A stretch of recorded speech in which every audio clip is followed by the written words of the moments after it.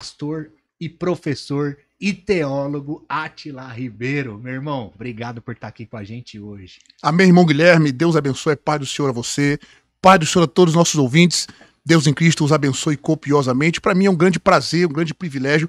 Tenho ouvido falar muito bem aqui do seu podcast, desse trabalho. Também tenho acompanhado alguns vídeos que postam. Enfim, tem sido muito edificante. E para mim é uma alegria poder, de alguma forma, contribuir com a temática de hoje aqui. Podemos contribuir com o assunto bíblico e, acima de tudo, glorificarmos o nome do Senhor Jesus. Glória o alvo de hoje aqui é glorificar. Quando eu cheguei aqui, eu senti que uma presença de Deus muito abençoadora aqui, Guilherme. Amém. Muito abençoadora.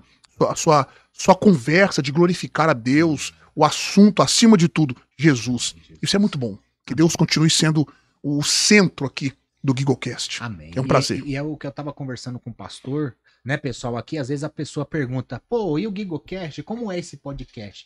É um podcast que a gente quer entregar algo que realmente vai valer a pena, pastor. O que é pré-tribulacionismo? Opa, tem no GigoCast? Se eu morrer, vou pro céu? Opa, será que tem no GigoCast?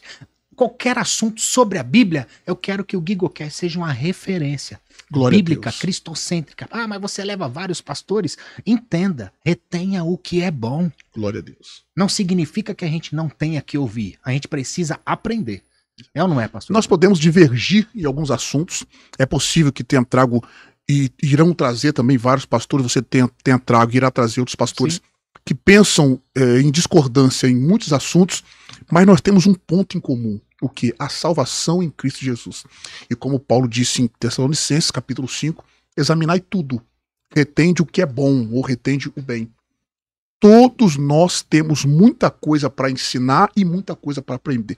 Eu digo o seguinte, irmão Guilherme, e a todos os irmãos, não há quem saiba tanto que não possa aprender um pouco mais, e não há quem saiba tão pouco que não possa ensinar um pouco do que sabe. Então todos nós podemos aprender com os outros, sem soma de dúvidas. Total. Eu espero que hoje seja um dia que nós possamos um aprender com o outro. E eu tenho certeza disso, eu não tenho dúvida. Glória a Deus. E detalhe, pessoal, vocês que não sabem, o pastor não é de São Paulo. Isso. Não é de São Paulo e tá aqui na mesa do GigoCast para honra e glória de Jesus. Então compartilha. Vem se debruçar nesse mar de conhecimento que é a Bíblia Sagrada. Pastor, eu agradeço a Deus, de verdade, agradeço ao Senhor Jesus por ter me resgatado das trevas. Eu não sou de berço evangélico e Jesus me resgatou de um lugar que eu nunca imaginei sair. E hoje ele me coloca em lugares que eu nunca imaginei estar. E esse local e essa mesa junto contigo aqui é um desses locais, mais uma vez. Glória a Deus. E eu louvo a Deus por ter recebido tantos homens de Deus nessa mesa, nesse espaço, nesse ambiente. Eu tenho certeza que hoje vai ser poderoso. Eu louvo a Deus pela sua vida. Muito obrigado de verdade. Glória a Deus. Pelo seu carisma, pela sua humildade de responder. Porque o homem é brabo, né, gente? Tem conhecimento. Dá aula de teologia, é professor, é mestre. Tá junto com o pastor Adson Belo, vai lançar um curso de teologia lá poderoso, pós-graduação. Meu, entra lá, eu tenho certeza que vai ser brabo lá no Itepa Bible College. Tenho certeza que se você tá buscando alguma escola bíblica, entra lá que você vai ser muito edificado para honra e glória de Deus. Glória a Deus. Muito bom ouvir o seu testemunho, parte, né, do que Deus fez na sua vida. Eu também sou alguém que fui resgatado pela graça de Deus. Olá. Todos nós fomos, na verdade, mas Deus fez uma mudança transformadora na minha vida. Meu Deus. Uma próxima oportunidade a gente fala um pouco do testemunho, mas estar aqui hoje podendo falar da palavra de Deus, para mim, é um grande privilégio. É um poder falar sobre Jesus, sobre a Bíblia Sagrada, enfim. O que Deus tem feito em nós e através de nós, isso me deixa muito alegre. Entendam isso, pessoal. Deus é aquele que acredita em quem ninguém acreditava. Levanta quem ninguém levantaria. Confia projetos em quem ninguém confiaria. E para nós estar aqui é uma alegria muito grande. Glória a Deus. Pastor, eu sei que você é pastor, teólogo, dá aula também, é um mestre para honra e glória de Deus. E a gente sabe que para chegar nesse momento de ser um mestre, muitas coisas já aconteceram. Muitas coisas a gente tem que desmistificar, tem que às vezes quebrar para depois consertar. E eu gostaria de entender rapidinho como foi chegar até aqui esse momento, nessa vida de avivamento que você está tendo hoje, para honra e glória de Deus. Excelente pergunta. Bom, eu não tenho tanto tempo de conversão assim, irmão Guilherme, e a todos os irmãos. Faço agora em dezembro 15 anos de conversão. Sou novo convertido. Glória a Deus! Sou novo convertido, embora eu tive o privilégio de nascer num berço cristão. Meu pai é pastor, minha mãe missionária, minha irmã pregadora aí das boas, viu? Das abençoadoras mesmo. Eu passei parte da minha juventude, infância e juventude, adolescência e juventude, afastado da presença de Deus. Eu retornei para a presença de Deus com 22 anos. Hoje eu tenho 37. Tudo bem, tem cara de 19, mas... Eu tô nesse mês, gente. Tudo bem, eu tenho cara de 19, mas estou com 37. Então eu faço agora 15 anos de conversão. E a minha vida cristã, irmão Guilherme, Deus fez as coisas muito rápido. Eu tentei fazer uma coisa que eu procuro fazê-la todos os dias, é não perder o meu tempo. Não perder tempo. Recuperar o tempo perdido, entre aspas. Porque quando Cristo me alcançou aos 22 anos de idade, foi uma obra sobrenatural na minha vida. Eu vi o tempo que eu tinha perdido com coisas triviais, passageiras, etc. E eu depositei no altar a minha vida. Do dia 19 de dezembro de 2010 ao dia de hoje, eu não me lembro um dia que eu não passei estudando a palavra de Deus. O Espírito Santo me é testemunha. Tirando as viagens, os compromissos, eu nunca fiquei sem estudar a palavra de Deus. Foi um despertamento que Deus me deu. Eu me converti num domingo, dia 19, e minha voz embarga porque foi uma obra muito grande. E eu acordei na segunda-feira com vontade de estudar a palavra de Deus. Com vontade de conhecer. E eu sou de uma cidade pequena. Vocês aqui de São Paulo, eu sempre digo isso quando eu venho aqui, irmãos. Vocês são privilegiados. Porque São Paulo vocês têm muitas opções aqui. Tem mesmo. Muitos homens de Deus, mulheres de Deus que ensinam a palavra de Deus, seminários e bons seminários, faculdades, etc. A minha cidade, há 15 anos atrás, só para você ter uma ideia, eu não tinha um seminário próximo da minha casa. Eu acordei com aquela vontade de ler a Bíblia, de estudar, e o serviço que eu trabalhava era propício, eu fazia uma escala de 12 por 36, e eu ficava 12 horas tomando conta do estabelecimento, então trabalhando, mas sem fazer nada, né? Então eram 12 horas de leitura de Bíblia. Deus é pouco menos de 12 horas, né? E foi assim. Então, com bem pouco tempo, aquela aptidão de leitura da Bíblia foi despertando para eu me inscrever num seminário teológico, que um amigo meu pagou para mim. Pra você ter uma ideia, eu não tinha nem condições, então é uma longa história, eu vou tentar resumir. Então foi assim, acontecendo muito rápido. Muito pouco tempo depois, me formei em teologia. Hoje eu sou diretor do Instituto Teológico, sou pastor, enfim. Então a minha vida ministerial, as coisas foram acontecendo muito rápido. Com isso eu não estou dizendo que foi fácil. Foi rápido, mas não fácil. Né? Como eu já disse, tenho menos de 15 anos de crente e hoje sou diretor do Instituto Teológico, participo, para a glória de Deus, de grandes eventos teológicos no Brasil, fora do Brasil, irei agora também no final do ano. Glória a Deus. Tenho muitos amigos teólogos aqui em São Paulo, inclusive, que abriram muitas portas para mim, ministerialmente falando, porque viram o dom que Deus tinha me dado, para a glória de Deus. Então, foi rápido, mas não foi fácil. Talvez nem tão rápido assim, mas também não foi tão fácil. Então, em suma, Deus me deu um despertamento muito grande. Na oração, na leitura da Bíblia, porque eu sempre digo isso, irmão Guilherme. Você disse, eis-me aqui, Senhor. Exatamente. Eu digo isso para os meus alunos de teologia, por exemplo. A vida acadêmica, a vida literária, de estudo do pregador, do pastor, do cristão em geral, não pode estar desassociada da vida de oração. Eu sempre cito no início de nossas aulas, se tiver algum aluno nosso aí nos assistindo online, comente aí para ver se isso é verdade. Todas as aulas eu faço um comentário. Orar bem é a melhor parte dos estudos. Tem surgido principalmente no nosso meio pentecostal, aquela famosa falácia, né? A teologia esfria o crente. Não faça teologia porque vai esfriar o crente. Teologia não esfria o crente. Ela apaga o falso fogo.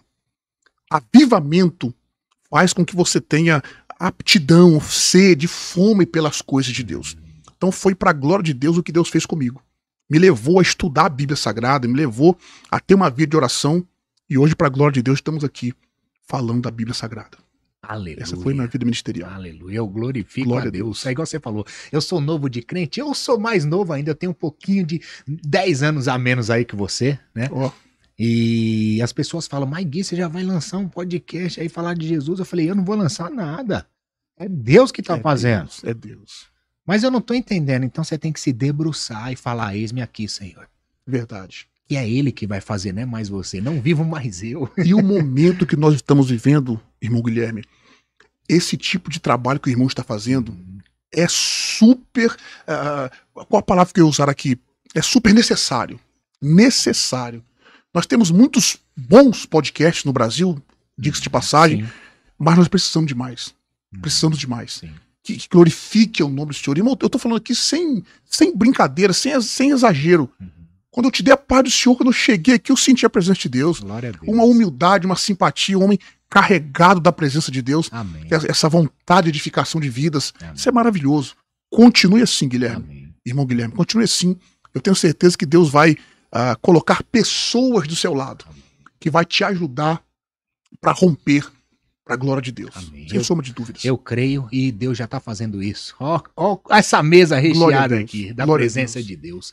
E pastor, eu sei que você é pré-tribulacionista, né? Eu sei que você já participou de alguns debates. Sim. Eu queria entrar um pouquinho nesse tema também de pré-tribulacionismo, saber se você sempre foi pré. Se você teve alguma visão voltada ao calvinismo e depois desconcertou, entendeu que o pré é o que tinha mais, vamos colocar assim, mais entendimentos, o que batia mais. Como você chegou nessa definição? Porque a Bíblia dá margem para os dois lados, né? Aparentemente, né? Aparentemente. Explica pra gente. Bom, antes que eu continue, irmão Guilherme, eu tenho que me redimir aqui, né? Eu preciso mandar um grande abraço aos meus irmãos lá da minha cidade, minha esposa que está nos assistindo, irmã Letícia, te amo, minha filha, você é a mulher da minha vida, meus filhos, Tainá e Yuri, e também o meu amigo que veio me acompanhar. Na verdade, ele está me recebendo aqui em São Paulo, é o meu segurança particular, ele, né? Homem de Deus, pessoal. Homem de Deus, pastor Fernando Santana, Deus abençoe sua vida copiosamente, viu? Sua família, sua casa. Ele tá aqui nos assistindo aqui, viu, gente? Ele tá aqui, porque se ele participasse conosco aqui, eu não ia ter o que falar. O tanto de Bíblia que ele conhece, perto de mim, eu não ia poder fazer nada, eu não ia poder falar nada. E vai estar aqui com a gente em breve, hein, pessoal? Se pode trazer que vai ser bênção. Deus abençoe a família do pastor Fernando, irmão Lucas, irmão Luan, sua esposa, enfim, que sempre me recebem aqui, eu não poderia deixar de mencionar. Meu pastor, que também está nos assistindo, o pastor Fabrício Cardoso, meu amigo evangelista Douglas Silva, sua esposa Luana, minha pastora Thaís, enfim, todos os nossos irmãos e amigos que de uma maneira direta ou indireta contribuíram para que nós chegássemos até aqui. Glória a Deus. Eu tenho amigos de oração, Guilherme. Tenho amigos que a gente faz propósito de oração juntos, sempre que eu viajo para debater ou para pregar, para dar seminários, nós nos reunimos para orar. Eu subentendo que eu só estou de pé até hoje, primeiro por graça e bondade de Deus e por causa dos meus amigos de oração. Então eu quero mandar um grande abraço para todos eles. Amém? Bom, sobre a sua pergunta, pré-tribulacionismo, se eu já conhecia o pré, se eu já fui calvinista, etc. Em primeiro lugar, não, irmãos, nunca fui calvinista, graças a Deus. Já escreveu aqui. Tenho amigos. O único defeito é ser pré, então vamos entender o que é pré. Vamos lá, viu, gente? Vamos lá. O único defeito é ser pré. Então, ninguém é perfeito, né, gente? Ninguém é perfeito. Brincadeiras à parte. Obviamente, por ter me convertido numa igreja pentecostal, e o sistema pré-tribulacionista é ensinado em nosso meio majoritariamente no meio pentecostal. E eu sempre fui uma pessoa muito curiosa.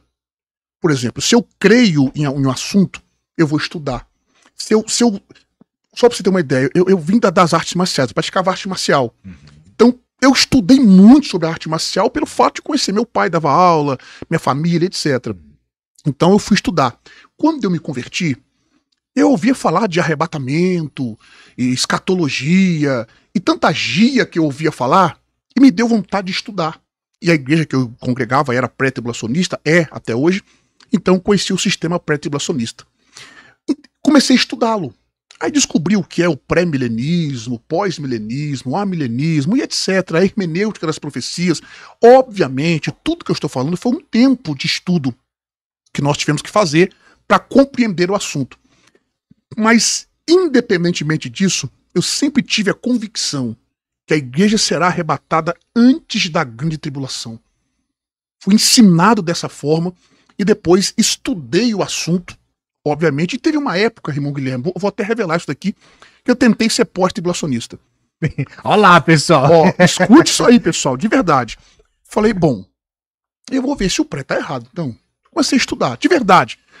Porque tem muitos pré-tribulacionistas, eu falo isso com respeito, e também até os nossos irmãos pós, vocês não vão deixar de ser meus irmãos por conta disso, eu penso que o oposto também é verdadeiro, não vou deixar de ser irmão de vocês por conta disso, seja pré ou pós, nós somos irmãos em Cristo, o que nos une é muito maior do que o que nos separa. Aliás, o que vai separar vocês de nós são apenas 7 anos, né? Vocês ficam aí os 7 anos de tribulação, nós subimos antes, depois a gente se encontra. Eu quero subir logo. Pronto. Bom, então, eu tentei ser pós. Falei, vou estudar, eu quero ser honesto. E eu estou sendo honesto aqui, diante do Espírito Santo. Estudei Gandhi, Led, McPherson, os livros. Fui estudando boa parte dos pós-tribulacionistas e dos bravos. Comecei a comparar os ensinos, uns amilenistas, outros pós-milenistas, outros pré-milenistas. E com o tempo eu percebi que as respostas que nós precisamos no arrebatamento, ou sobre o arrebatamento, o pré-tribulacionismo responde a todas elas. Sem querer ser presunçoso, no meu entendimento, as respostas para o arrebatamento da igreja estão no pré-tribulacionismo. Eu sou pré-tribulacionista por N motivos, mas eu vou destacar aqui 5. 5 motivos para eu ser bem sucinto aqui na minha resposta. Primeiro, porque eu sou pré-milenista e eu não abro mão do pré-milenismo. O pré-milenismo era a crença dos apóstolos, dos discípulos dos apóstolos, da patrística e etc. Por causa da interpretação literal das profecias, nós nos tornamos pré-milenistas. O pré-milenismo, majoritariamente, era a crença da igreja, irmão Guilherme, até o 4º ou 5º século. Logo em seguida surgiu a ascensão de Agostinho de Hipona, e ele começou a interpretar de forma alegórica as escrituras, e eu vou falar panoramicamente, ele começou a interpretar alegoricamente, dali surgiu uma queda, entre aspas, do pré-milenismo, por causa da interpretação de Agostinho de Hipona. O que ele quis fazer? Ele quis encontrar a igreja no Antigo Testamento. Outro sim, ele quis colocar... O que acontece? Naquele período, nós tínhamos Constantino assumindo o poder, e ele precisava provar que o cristianismo, que era uma religião recente, a princípio, estamos falando do 4º século, cerca do ano 315 aproximadamente, 315, 325, Constantino assume o poder, e ele tem 2 religiões históricas, o judaísmo e o zoroatrismo. Constantino precisava provar que o cristianismo era tão antigo quanto essas 2 religiões. O que ele faz? Chamou o maior teólogo daquela época, no caso Agostinho de Hipona, e Hipona tentou provar que o cristianismo, entre aspas, veio antes de Cristo. Daí ele foi tentar provar através de escritos do Antigo Testamento. Em suma, a ascensão da interpretação alegórica fez com que Israel e igreja fosse confundido, e etc. Daí o pré-milenismo teve uma queda. Voltou a ter uma ascensão da interpretação literal das Escrituras no contexto da Reforma Protestante, que, diga-se de passagem a todos os nossos irmãos ouvintes, a interpretação literal das Escrituras fez com que redundasse na interpretação histórico-gramatical da Bíblia Sagrada. Dali, nós temos muitas doutrinas oriundas da interpretação literal. Então, por primeiro motivo, por interpretar literalmente as Escrituras, o que vai, obviamente, redundar no pré-milenismo, eu sou pré-tribulacionista porque eu não abro mão da interpretação literal das Escrituras. Tem que ser literal. Exatamente. Lembrando que a interpretação literal respeita o gênero do texto. Por exemplo, Apocalipse é um livro simbólico, nós precisamos entender a simbologia do livro, mas os eventos são literais, as parábolas e etc. Então, interpretar literalmente, não estou dizendo que nós fazemos um literalismo extremo. Não, respeitamos as regras de interpretação gramatical. Então, por ser intérprete gramatical literal das Escrituras, eu sou pré-tribulacionista, pré-milenista. E o que vai redundar numa distinção entre igreja e Israel. Distinguindo Israel e igreja, o que muitos dos nossos irmãos pós-tribulacionistas fazem, confundem Israel e igreja, não são todos, mas uma boa parte. E em quarto lugar, a natureza da grande tribulação. Irmãos, a natureza da grande tribulação impede de que a igreja esteja aqui na terra durante o período tribulacional. É um período sui generis, de único gênero. Um período que Cristo disse que nunca houve e nem nunca haveria um período como aquele. Em quarto lugar, em quinto, a natureza da própria igreja. A igreja tem uma natureza que impede ela de estar nesse período de juízo que será a grande tribulação. E a esses 5 pontos, eu acrescento o argumento bíblico. Quando eu leio a Bíblia Sagrada, é notório textos que tratam com a vinda de Cristo em glória e com o arrebatamento da igreja.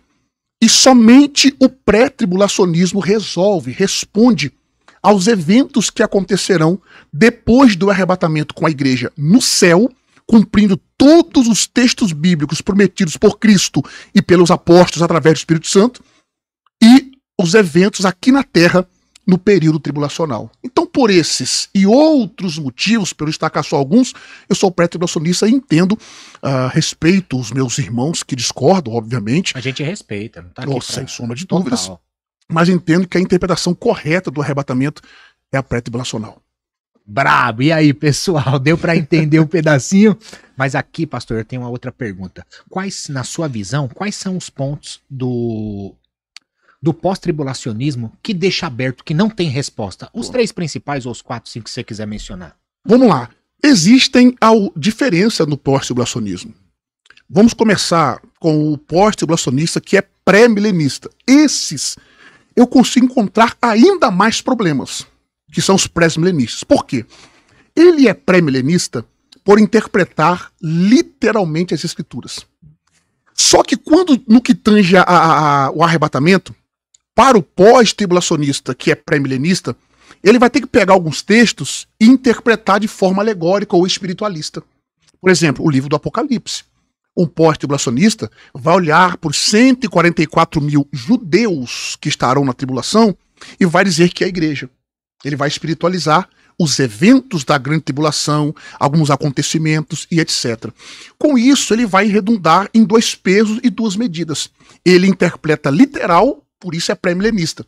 Mas algumas passagens que o sistema pós-tribulacionista não consegue responder, ele vai espiritualizar. Por exemplo, nenhum pós-tribulacionista pode interpretar João capítulo 14, versos 1, 2 e 3, literal. Quando Jesus disse, não se turbe o vosso coração, credes em Deus, credes também em mim. Na casa de meu pai há muitas moradas. Se não fosse assim, eu vos teria dito, vou preparar-vos lugar. E se eu for e vos preparar lugar, virei outra vez e vos levarei ou vos receberei. Porque nós temos um verbo ali, o verbo paralepsomai, no grego, que alguns interpretam como receber ou levar. Independente da interpretação, da tradução, é problema para o pós-tribulacionismo. Por quê? Se ele interpretar literalmente esse texto, como ele deveria interpretar, a igreja vai estar no céu. E no pós-tribulacionismo pré-milenista, por exemplo, a igreja nunca estará no céu. A igreja nunca estará no céu. Então esse é um dos textos problemáticos. Agora, o pós-tribulacionista amilenista, ele vai ter um problema hermenêutico, porque ele vai ser espiritualista. Tanto o amilenista quanto o pós-milenista. Ele interpreta alegoricamente as escrituras. Ele nega o milênio de 1000 anos e etc. Um segundo problema, Guilherme, do pós-tribulacionismo pré-milenista é que não sobra espaço para os crentes entrarem no milênio. As pessoas que vão entrar no milênio. Porque se o arrebatamento acontece no final da grande tribulação, a igreja sobe com Cristo. Quem é que vai reinar no milênio com corpos físicos? E nós temos textos para tentar resolver esses problemas. McPherson, Led e outros pós-tribulacionistas tentaram dar uma segunda chance para as pessoas. Inclusive alguns pós acusam alguns pré-tribulacionistas de o arrebatamento antes da tribulação vai dar uma outra chance para aqueles que ficarem aqui. Isso, quem criou a teoria da segunda chance foi alguns pós-tribulacionistas. É só vocês estudarem o assunto, só pesquisarem o assunto que vocês vão descobrir que, na verdade, quem falou de uma segunda chance não foram os pré-tribulacionistas, foram alguns pós. Então, esses são alguns dos N problemas que o pós-tribulacionismo vai acarretar. Brabo, brabo demais. E, pastor, sobre o arrebatamento, vai haver o arrebatamento da igreja antes da grande tribulação. Os pré acreditam nisso. Só que tem aquela discussão, são 2 vindas. Como explicar isso? Jesus vai vir, vai arrebatar, depois Jesus vai voltar. Então tem essa discussão. Sim. Qual o seu argumento sobre isso? Excelente pergunta. Inclusive, eu tenho um debate sobre esse tema amanhã. Eita! Amanhã eu debato com meu amigo o pastor César Cavalcante. Tem um debate com ele amanhã sobre esse assunto, então eu vou... Pastor César, desculpa, eu tive que fazer essa pergunta aqui, né? Bom, eu preciso responder antes, Guilherme, por que eu falo isso? Eu falo, obviamente, com muito respeito aos meus irmãos pré, inclusive. Tem muitos pré-tribulacionistas, por exemplo, irmão Guilherme, que não sabem diferenciar o dispensacionalismo clássico do revisado. Aliás, nós temos pelo menos 3 tipos de dispensacionalismo: o clássico, o revisado e o progressivo. Se a sua pergunta fosse para um pré-tribulacionista que é dispensacionalista clássico, ele diria: não, tem 2 fases. A primeira fase é o arrebatamento. A segunda fase é a vinda de Cristo em glória. Já um pré-tribulacionista que é dispensacionalista revisado, ele não usa a nomenclatura 2 fases. Ele diz que são eventos distintos. Arrebatamento é um evento e vinda de Cristo em glória é um evento. Porém, todavia, apesar de tudo, por outro lado, não existe 2 vindas. A vinda, parousia, no grego é parousia, que é vinda, presença, etc., se refere a esses 2 eventos. Então não é que nós cremos em 3 vindas, uma para Jesus morrer na cruz, outra para arrebatar a igreja e outra para vir visivelmente. É só nós olharmos os textos que, por exemplo, no arrebatamento, Cristo vem até as nuvens. É a igreja que vai até Jesus no arrebatamento. Na vinda de Cristo em glória, não. Cristo vem e pisa no Monte das Oliveiras. Zacarias capítulo 14, versos do 1 em diante, em especial o verso 4. É Cristo que vem na terra na sua vinda em glória. No arrebatamento, Cristo vem para a igreja. Na vinda de Cristo em glória, ele vem com a igreja. No arrebatamento, há consolo. Por exemplo, no verso 1 de João capítulo 14, Jesus disse: não se turbe o vosso coração. Ele está consolando os discípulos. Em 1 Tessalonicenses capítulo 4, verso 18, Paulo diz: portanto, consolai-vos uns aos outros com essas palavras. Que palavras? O que ele disse no verso 16 e 17. Porque o mesmo Senhor descerá do céu com alarido e com voz de arcanjo e com a trombeta de Deus. E os que morreram em Cristo ressuscitarão primeiro, depois nós, os vivos, os que ficarmos, seremos arrebatados, juntamente com eles, ao encontro do Senhor nos ares. E assim estaremos para sempre com o Senhor. Olha o verso 18. Portanto, consolai-vos uns aos outros com essas palavras. Há consolo. Em 1 Coríntios capítulo 15, do verso 51 ao 58, Paulo está falando da transformação dos santos que vai acontecer na ocasião do arrebatamento. E no verso 58, mais uma vez, há uma promessa de esperança, de alegria. Ele diz: portanto, meus amados irmãos, sejais firmes e constantes, sempre abundantes na obra do Senhor, porque no Senhor o vosso trabalho não é vão. Então podemos pegar os textos que lidam com o arrebatamento. Há uma promessa de alegria, de esperança, de consolo. Em contrapartida, na vinda de Cristo em glória, Apocalipse capítulo 1, verso 7, diz que há lamentação. Todo olho o verá, e todas as tribos da terra se lamentarão sobre ele, até aquele que o traspassaram, e todas as tribos da terra se lamentarão sobre ele. Então, na vinda de Cristo em glória, para o arrebatamento, nós temos 2 eventos distintos. Então, o dispensacionalista clássico, ele usa a nomenclatura 2 fases. O revisado não. Ele usa eventos distintos. No arrebatamento, é a igreja que vai até Cristo, arrebatada. Seria o mais lógico, os 2 eventos. Sim, sim. Eu, durante muito tempo, eu usei a nomenclatura 2 fases, perdão. Mas houve, estudando a respeito do dispensacionalismo e etc., eu subentendo que, em muitas ocasiões, o dispensacionalismo revisado tem melhores respostas para alguns eventos. Durante nossa conversa aqui, eu posso destacar o dispensacionalismo clássico e o revisado tem algumas diferenças em alguns eventos. Legal, legal. Essa explicação é muito importante, pastor, porque na igreja, principalmente, é onde está essa discussão. Sim. Né? Não, mas é 2 vindas, não é 2 vindas. Como? Jesus não vai colocar os pés no chão. No arrebatamento, não.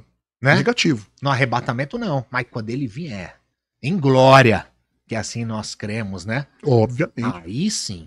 Outra pergunta, pastor, que eu tenho aqui, separada, porque aqui, ó, brabo, o pessoal me encheu de pergunta aqui no meu WhatsApp. E tem uma outra aqui, ó. Qual a diferença entre, se eu estiver pronunciando errado, você me corrige, harpazo e parousia? E quando se aplica cada um dos termos nos tempos atuais? Se faz sentido essa pergunta. Sim, sim. Harpazo, a expressão harpazo ali, Harpazo. é de onde veio a palavra arrebatamento. Harpazo é uma palavra grega.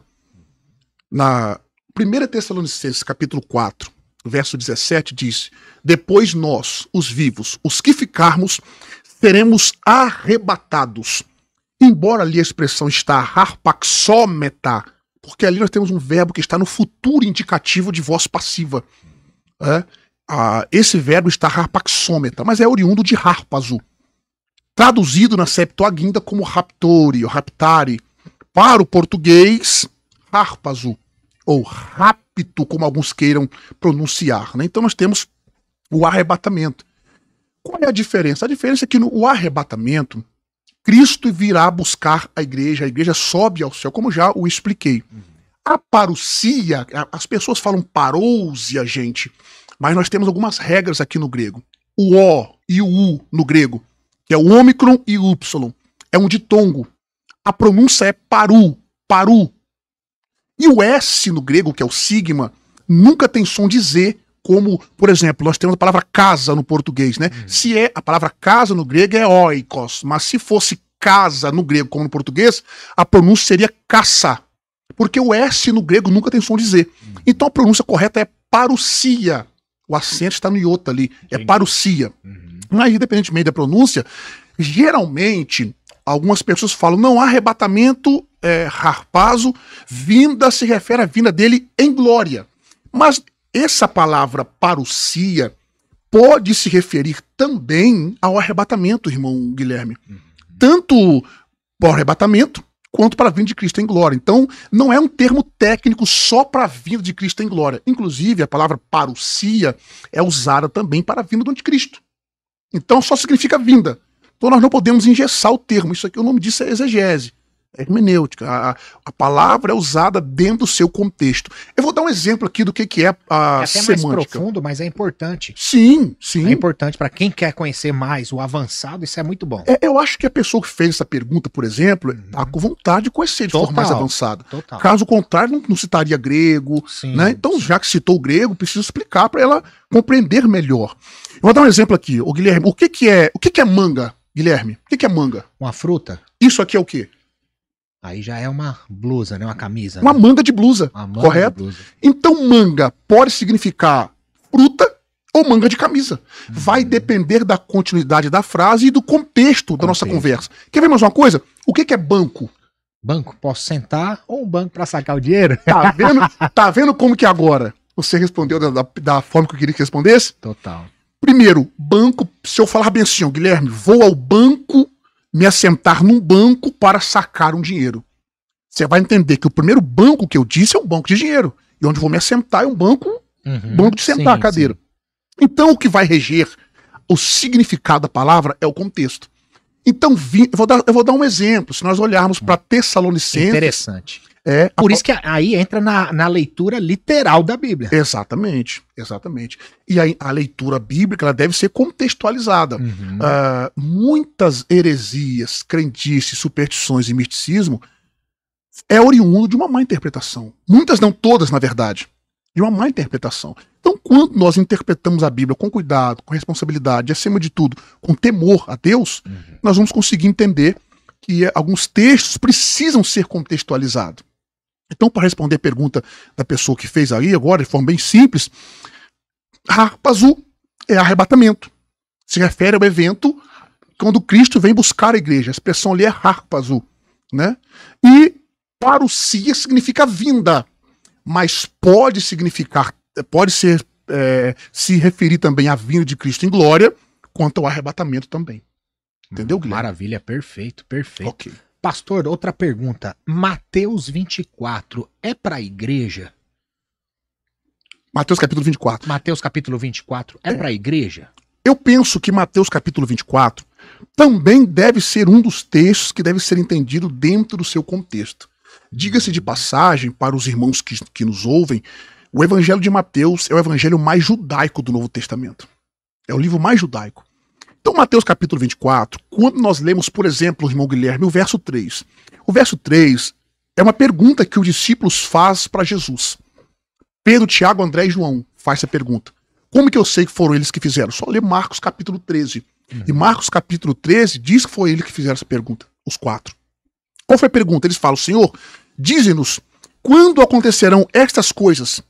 Que sinais haverá da tua vinda e do fim do mundo? Aqui, mais uma vez, irmão Guilherme, eu preciso diferenciar a resposta dos meus irmãos pré-tribulacionistas clássicos, dispensacionalistas clássicos, e dos meus irmãos revisados. Para o clássico, Mateus capítulo 24 também se refere à igreja. Não dá tempo de explicar todos os versículos agora, sim. Mas para o clássico se refere à igreja. Certo? Alguns pontos. Outros sim, outros não. Mas para o revisado, ali é para Israel. O revisado atualmente seria o mais, vamos dizer assim, que dá mais direcionamento bíblico? Eu não posso responder exatamente assim. Por quê? Por 2 motivos. Primeiro, porque existem muitos dispensacionalistas revisados no Brasil que são exímios pré-tribulacionistas. E se eu responder dessa forma, eu temo ofendê-los. Sim. Porque ele vai falar assim, puxa, o pastor Lácio falou então que eu não sei Bíblia. Tá entendendo? Entendi. Mas esse aqui é o meu ponto de vista e eu poderia citá-los aqui, não o farei por questão para não ser indelicado e não pedir autorização para eles. É mais em questão de visão teológica mesmo. Mas o dispensacionalismo clássico, o que é majoritariamente em nosso meio pentecostal, penso que é majoritário, alguns pontos eles não vão conseguir responder. Penso que vai ser difícil responder sem complicar o pré-tribulacionismo. Já o revisado responde melhor algumas perguntas, e isto é no meu ponto de vista. E um ponto de vista é só a vista de um ponto. Tá? No que tange Mateus capítulo 24, é um deles. Se eu disser que Mateus capítulo 24 é para a igreja, eu vou dizer que, por exemplo, quando Jesus fala em Mateus 24, que um será levado, outro será deixado, algumas pessoas olham para aquele texto e pensam que é o arrebatamento. Mas não é arrebatamento. Os que foram levados para juízo. Se refere ao período de Noé, do dilúvio. Os que foram levados para juízo. Então nós precisamos rever essa interpretação de alguns companheiros. Tá? Por que Mateus capítulo 24 não menciona o arrebatamento? Vale ressaltar, irmãos, que quando nós falamos que não é para a igreja, algumas pessoas extremistas, os xiitas, falam bem assim, não, então vamos arrancar Mateus da Bíblia. Não, meu irmão, não é arrancar Mateus da Bíblia, é interpretá-lo corretamente. Mateus capítulo 24 não menciona o arrebatamento. Portanto, o assunto de Mateus capítulo 24 é a vinda de Cristo em glória, que obviamente vai acontecer após a grande tribulação. Então, se alguém perguntar assim, pastor Ástra, você acredita que Cristo vai voltar depois da grande tribulação? Eu digo que sim. Mas como? Vai voltar em glória, com a igreja. Como que eu sei disso? Por causa de Apocalipse capítulo 19. Cristo volta com a igreja. Então, voltando para Mateus 24 fala que nem os anjos do céu sabem, a não ser o Pai. Exatamente. Até mesmo a vinda de Cristo em glória, ela também será iminente, certo? Porém, o arrebatamento acontecerá antes da vinda de Cristo em glória, independe de sinal. Independe. Por isso que a doutrina da iminência é um dos pontos chaves também do pré-tribulacionismo. Nas minhas citações iniciais, que eu disse porque eu não sou pós, exatamente também por causa da iminência, a doutrina que Cristo pode voltar a qualquer momento. Essa é a doutrina da iminência. Então, Mateus capítulo 24, o tema é vinda de Cristo em glória, não arrebatamento. Maravilha, glória a Deus. Pastor, tem uma pergunta aqui do Lucas Soares, ele colocou assim, como ele explica 1 Tessalonicenses capítulo 4, versículo 13 a 17, onde Paulo diz que os vivos não precederão os que dormem, mas no pré-tribulacionista vai ter mortos subindo na grande tribulação. Ele está repetindo a pergunta que meu amigo pastor César Cavalcante fez para mim no debate, né? Na verdade, amigo, é o verso 15, o irmão Lucas Soares, não é o verso 13 não, é o verso 15. No verso 15 está escrito bem assim, ó: dizemos-vos isto pela palavra do Senhor, que nós, os que ficarmos vivos para a vida do Senhor, não precederemos os que dormem. Aí para no verso 15. Só que há uma continuidade no verso 16. Porque o mesmo Senhor descerá do céu com alarido e com voz de arcanjo e com a trombeta de Deus, e os que morreram em Cristo ressuscitarão primeiro. Depois nós, os vivos, os que ficarmos, seremos arrebatados, juntamente com eles, ao encontro do Senhor nos ares, e assim estaremos para sempre com o Senhor. Então Paulo não está falando aqui que vai ser um levado primeiro e outro deixado, etc. Não. Ele está explicando como que vai ser o arrebatamento. Então o pré-tribulacionista não faz isso como que o nosso querido irmão Lucas, né? Nosso irmão Lucas acabou de falar. Lucas Soares. Meu querido irmão Lucas Soares, essa pergunta eu vou devolver para vocês pós-tribulacionistas, possivelmente você seja um pós-tribulacionista, já que você está acusando o pré-tribulacionista, acusando no bom sentido, né, gente? Pelo amor de Deus, acusando no bom sentido. De dizer que algumas pessoas vão ser levadas e outras deixadas em tribulação. Bom, como que o irmão explica, por exemplo, Apocalipse capítulo 20, verso 4, irmão Lucas? Porque você concorda que em Apocalipse capítulo 19, ali acontece o arrebatamento. Correto? No capítulo 20, nós temos ressurreição. Como que o pós-tribulacionista explica isso aqui? Não tem como explicar. Agora, eu vou explicar para o irmão o que é a doutrina das ressurreições. Nós temos em 1 Coríntios capítulo 15, Paulo falando que vai ser por sua ordem. A expressão ali no grego bíblico significa um evento que vai acontecer em etapas, em ordem. Então nós temos, para o dispensacionalista clássico, nós temos fases da ressurreição. Cristo, as primícias, é a primeira fase. Nós, no arrebatamento, é a segunda etapa. Os mártires da grande tribulação e as duas testemunhas escatológicas, Apocalipse capítulo 11, são as 4 etapas para o dispensacionalista clássico. O dispensacionalista clássico, irmão Guilherme, gente, isso aqui é escatologia do dispensacionalismo clássico, viu? Acredita que no arrebatamento da igreja, a morte de Cristo na cruz do Calvário teve poder retroativo. Se nós lermos, por exemplo, Tessalonicenses capítulo 4, o texto diz o seguinte: porque o mesmo Senhor descerá do céu com alarido, verso 16, com alarido, com voz de arcanjo, com a trombeta de Deus, e os que morreram em Cristo ressuscitarão primeiro. Esses, os que morreram em Cristo, Guilherme, para o dispensacionalismo clássico, inclui também os que morreram no Antigo Testamento. Para eles, o arrebatamento subirá também aqueles que morreram no Antigo Testamento. Correto? Então, para eles, são 4 etapas. São 4 etapas da ressurreição, nesse sentido. Já o clássico, o dispensacionalismo clássico, entende o seguinte: que o arrebatamento é só para a igreja do Novo Testamento. Então, além dessas 4 fases que eu já citei, o dispensacionalismo revisado entende que Israel inclui os santos do Antigo Testamento e será ressuscitado no final da grande tribulação para o milênio, porque o arrebatamento é para a igreja. Então, queridos irmãos, essas 2 respostas eu precisei dar e explicá-las por causa do dispensacionalismo clássico versus o revisado.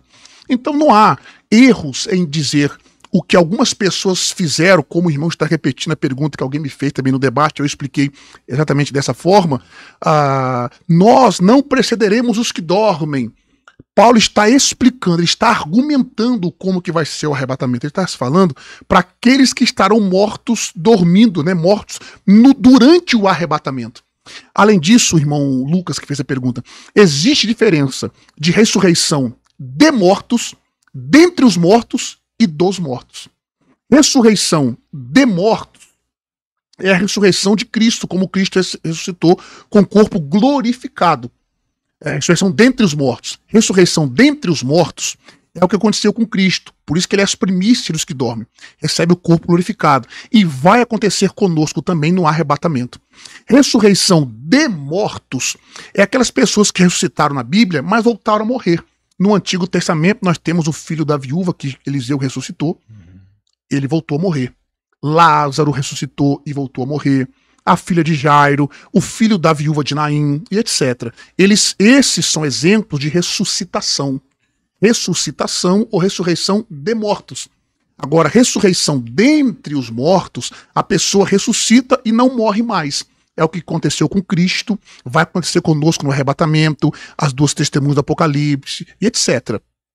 Isso é ressurreição dentre os mortos. Agora, a ressurreição dos mortos é a ressurreição que vai acontecer no juízo final dos mortos ímpios que vão receber um corpo adaptado para sofrer o suplício eterno. Então tem diferença de ressurreição de mortos, dentre os mortos e dos mortos. Eita, brabo, hein, pessoal? Você que tá aqui acompanhando, já deixou seu like nesse vídeo? Já compartilhou com seus amigos nos grupos das igrejas? Compartilha, meus irmãos, faça a sua pergunta. Tem uma pergunta aqui do Fagner Fernandes, mas antes tem uma minha. Pastor, o pessoal do Antigo Testamento morreram já crendo no Messias. Sim. Então eles também são salvos pelo Messias. Sem dúvida. Então se morreram lá e sendo salvos já estão no céu ou vão esperar Jesus voltar em glória? Essa é a resposta que o irmão me deu, eu concordo plenamente, de dentro do dispensacionalismo clássico. Como eu expliquei outrora... Se eu tiver errado, você até... Não tá errado. É porque para o dispensacionalista clássico, ele explica exatamente assim. A morte de Cristo na cruz do Calvário teve um poder retroativo. Os santos do Antigo Testamento foram justificados pelo Cristo que viria, ou seja, olhando para o futuro. Nós, por exemplo, fomos justificados pelo Cristo que veio, olhando para o passado na cruz, né? Então, a sua resposta está correta. O dispensacionalismo clássico responde exatamente assim. No arrebatamento, como os santos do Antigo Testamento acreditavam no Cristo que viria, eles foram justificados por esse Cristo. Correto? Maravilha. Só que aí agora nós temos que entender a escatologia no que tange à igreja. O arrebatamento é para a igreja. Embora esses santos do Antigo Testamento criam, né, no Cristo que viria, no Messias que viria, eles não fazem parte da igreja. A igreja ainda era um mistério no Antigo Testamento que só foi revelado no Novo. Né? Então a igreja de Cristo não é mencionada no Antigo Testamento. Então eles fazem parte do grupo de Israel. Cristãos. Os cristãos, isso aí. Então os santos do Antigo Testamento, embora salvos, eles não fazem parte da igreja dentro do pensamento escatológico do que tange o arrebatamento. Deu para entender a minha resposta? Deu para entender. Tranquilo. Então nós temos salvos no Antigo Testamento? Temos. Mas eles não fazem parte da igreja. A igreja nasce com Cristo. Olha o que Cristo fala em Mateus 16, 18. Sobre esta pedra edificarei a minha igreja, e as portas do inferno não prevalecerão contra ela. Então a igreja nasce no Novo Testamento com Cristo. E o Novo Testamento nasce depois que Jesus ascende aos céus. Sim. Seria isso? Sim. Né? A nova aliança, né? Nova aliança. Pastor, uma pergunta. O termo igreja, eu faço até essa pergunta porque o senhor é o professor, é Você tinha mencionado a pergunta do Fagner? É essa? Não, é outra. A do Fagner eu vou fazer daqui a pouquinho. Ah, tá. Tem uma outra aqui, Fagner Fernandes. Mas antes eu queria perguntar outra coisa. O termo, já que a gente estava falando de igreja, o termo igreja não aparecer em Apocalipse 4,18 é realmente prova de que ela já não está na Terra? Eu penso que sim. Primeiramente... Não sei se ficou claro. Não, entendi. Do capítulo... Vamos lá. É porque do capítulos 1, 2 e 3, a palavra igreja é mencionada 19 vezes, irmão Guilherme. 19 vezes a palavra igreja é mencionada no capítulos 1, 2 e 3 do Apocalipse. Do capítulo 4 ao 18, nós não temos menção à igreja. O que sobra para os nossos irmãos pós-tribulacionistas é confundir os santos da grande tribulação com a igreja. Por esse motivo, João não menciona a igreja no período tribulacional. Isso é um forte indício de que a igreja não vai estar ali. Aliás, Apocalipse 4, nós temos os 24 anciãos, que nós entendemos que a igreja é glorificada no céu. No capítulo 5, nós temos o livro selado por dentro e por fora, né, escrito por dentro e por fora, que só Cristo tem o poder para abrir os selos. E do capítulo 6, propriamente dito, até o 18, é que nós temos os juízos dos selos, das taças e das trombetas, que é o juízo da grande tribulação. É claro que nós temos, entre esses capítulos, nós temos o que nós chamamos de passagem parentética. O que é uma passagem parentética? Para os irmãos que estão nos ouvindo, são aquelas passagens que acontecem no interlúdio ali do sexto selo para o sétimo, da sexta trombeta da sexta taça para a sétima e da sexta trombeta para a sétima. Né? Nós temos ali passagens que acontecem nesse período. Por exemplo, o capítulo 8, e houve silêncio no céu, né? É uma passagem parentética. Quando toca a sua trombeta, quando o anjo vai tocar a sua trombeta, houve silêncio no céu. Nós temos, por exemplo, o capítulo 10, João comendo um livro. Capítulo 11, as duas testemunhas. Capítulo 12, a mulher sendo perseguida pelo dragão. Esses textos são passagens parentéticas que acontece nesse período entre o abrir do sexto selo para o sétimo, a sexta para a sétima trombeta e a sexta para a sétima taça. Nós temos passagens parentéticas, mas no modo geral, do capítulo 6 ao 18 é mencionado de fato a grande tribulação, os eventos da grande tribulação, e nós não vamos ver a igreja nesse período. Mas nós não temos só Apocalipse. Todos os textos que mencionam a grande tribulação, nós não vamos encontrar a igreja. Então isso indica, sim, que a igreja não estará aqui nesse período. A pós-tribulação é para os judeus e para os ímpios, aqueles que não creram em Cristo. Seria isso. No caso, a grande tribulação. Grande tribulação. Na verdade, a grande tribulação ela vai ter um alcance mundial, direta ou indiretamente. Apocalipse 3:10 diz que da tentação que há de vir sobre o mundo inteiro para provar ou para tentar os que habitam sobre a terra. Então vai ter um alcance direto ou indireto no mundo inteiro. Então a grande tribulação é para Israel e para os ímpios, né? Esses juízos, não para a igreja. Entendi. E as duas testemunhas são duas pessoas que vão se converter e vão pregar ou vão ser enviadas por Deus? Olha, Apocalipse capítulo 11 foram sugeridos ou foi sugerida, né, várias interpretações. Há quem diga que era Elias e Moisés, Elias e Enoque, e etc. Nós não conseguimos, não temos como identificar a identidade daquelas duas testemunhas. Mas eu tenho duas certezas. Se são anjos. Então, que são anjos eu tenho certeza que não são. Não são. Tenho certeza. Por quê? É literal, são dois homens literais. Porque tem, né, essas discussões. Exato. Mas são dois homens literais, certo? Então nós não temos como identificar, saber a identidade deles, tá? Eu tenho fortes motivos para não acreditar que é Elias e Moisés ou Elias e Enoque. Eu tenho fortes motivos. Elias já veio. Não, esse é um dos motivos, mas tem outros motivos fortes. Tem muitos, né? Vou dar só um exemplo. Tem água, tá? Eu vou até mencionar. Eu já entendi que era Elias e Enoque. Já pensei que fosse. Já pensei que fosse Elias e Moisés. Para algumas pessoas que não creem, por exemplo, que Moisés morreu, mas que Moisés não morreu e tal, enfim. Mas vamos lá. Vamos supor que eu defendesse que fosse Elias e Moisés. Elias e Enoque. Elias e Enoque não morreram, isso é bíblico. Foram levados ao céu. Eles não podem estar vivos com o corpo natural até hoje. Eles não receberam ainda a glorificação plena, porque isso vai acontecer no arrebatamento, certo?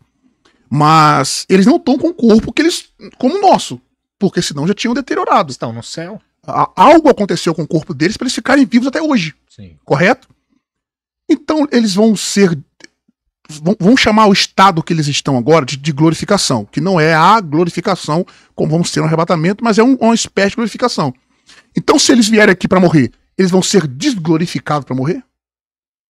Fica meio estranho, né? Aí algumas pessoas podem falar bem assim também, não, mas a Bíblia diz que o homem tem que morrer uma vez. Então Elias e Enoque não morreram, eles têm que vir para morrer.